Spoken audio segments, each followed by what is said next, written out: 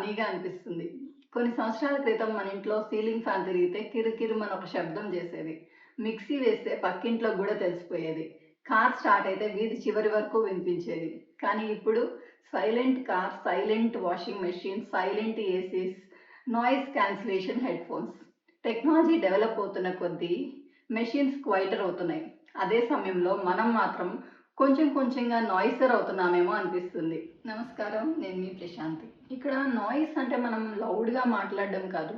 ఎప్పుడు ఏదో ఒకటి మాట్లాడాలి, ఏదో ఒకటి చూడాలి, ఏదో ఒకటి వినాలి, ఏదో ఒక ఒపీనియన్ చెప్పాలి. అంటే బయట నాయిస్ లేకపోయినా మన తలలో చాలా నాయిస్ నడుస్తుంది. ఒక చిన్న ఎగ్జాంపుల్ చూడండి. మీరు ఉదయం టీ తీసుకొని బాల్కనీలో కూర్చున్నారనుకోండి, చాలా మంచి గాలి వస్తుంది, పక్షుల శబ్దం వినిపిస్తుంది, అంతా పీస్ఫుల్గా ఉంది. కానీ మనం ఏం చేస్తాం? టీ ఒక చేతిలో, ఫోన్ ఇంకో చేతిలో, రీల్, మెసేజ్, న్యూస్, కమెంట్స్.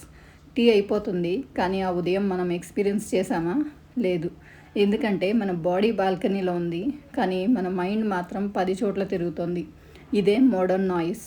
ఇక్కడ ఇంట్రెస్టింగ్ థింగ్ ఏంటంటే, ఒక మెషిన్ ఎక్కువ నాయిస్ చేస్తే దానికి ఏదో ప్రాబ్లం ఉందనుకుంటాం.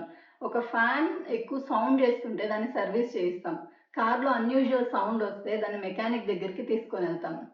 ఎందుకంటే మంచి మెషిన్ అంటే స్మూత్‌గా, తక్కువ శబ్దంతో పనిచేయాలి.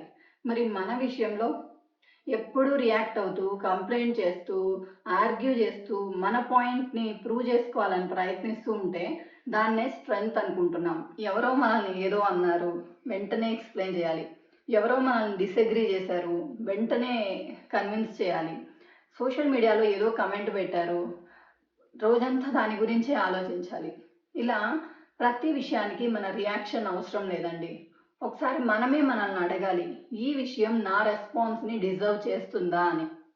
హెడ్‌ఫోన్స్ కొనేటప్పుడు మనం చూస్తాం, నాయిస్ క్యాన్సిలేషన్ ఉందా అని. బయట అన్నెసెసరీ సౌండ్స్ మన చెవులకి రాకుండా టెక్నాలజీని తయారు చేసాం. అలాగే మన జీవితానికి కూడా ఒక నాయిస్ క్యాన్సిలేషన్ ఉండాలి. అది బటన్ కాదు, అది అవేర్‌నెస్. ఏ విషయాన్ని మనసులోకి తీసుకోవాలి, ఏ విషయాన్ని వదిలేయాలి. ఏ డిస్కషన్‌లో ఉండాలి, ఏ డిస్కషన్ నుంచి బయటికి రావాలి. ఎక్కడ మాట్లాడాలి, ఎక్కడ సైలెంట్‌గా ఉండాలి. ఇది తెలుసుకోవడమే ఇన్నర్ నాయిస్ క్యాన్సిలేషన్. ఫ్రిక్షన్ ఎక్కువగా ఉంటే అక్కడ శబ్దం వస్తుంది. ఇంజినీర్స్ మెషిన్స్‌లోని ఆ ఫ్రిక్షన్‌ని తగ్గించారు. అందుకే అవి నిశ్శబ్దంగా, ఎక్కువ ఎఫిషియెంట్‌గా పనిచేయడం మొదలుపెట్టాయి.